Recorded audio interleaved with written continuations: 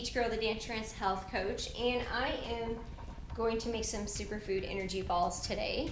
Superfood energy balls are a great way to have lots of healthy fats and proteins all in one little snack bite, perfect for your post-workout, and they only take about 5 minutes to make. So if you're making superfood balls without dates in them, you probably don't need a food processor.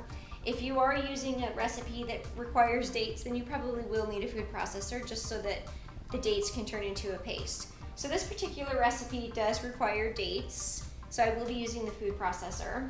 So we have 3/4 cup pumpkin seeds, raw pumpkin seeds, 3/4 cup sunflower seeds.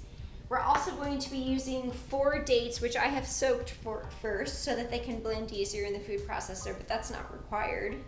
I like medjool dates, those are my favorite, and it's nice if you get them without the seeds, they're already pitted, that'll make it easier.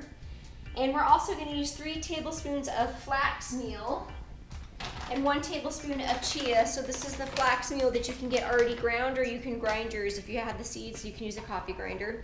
These are your chia seeds here. We'll use a tablespoon of that. Both flax and chia seeds are high in omegas, which are great for anti-inflammatory in the body. And then to help blend it, we're going to use 2 tablespoons of coconut oil, which in the colder months you might have to put on the stove just so it turns into a liquid. And then a tablespoon of honey. And just to add something new, you can do whatever you want with this part, but I'm going to add 1/2 cup of dried blueberries. You could use goji berries or any type of berry that you like, or chocolate chips or cacao nibs if you'd like to. So we'll go ahead and get started. I'm just going to throw everything in the food processor. So I've soaked the dates so that they can blend a little easier. I'm going to throw the pumpkin seeds, sunflower seeds,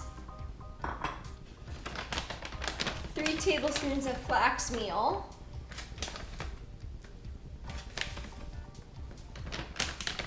1 tablespoon of chia, 2 tablespoons of coconut oil, which I already pre-measured and just heated up on the stove. And then the 1 tablespoon of either honey or maple syrup. I prefer honey. It has more health benefits than maple syrup, and it's not as high in sugar. But if you really like something a little bit sweeter, you can try maple syrup as well. And then I think I forgot to mention also 1/2 cup of the unsweetened coconut. So I'm going to blend this part up first, and then at the very end, I'll mix in the dried berries.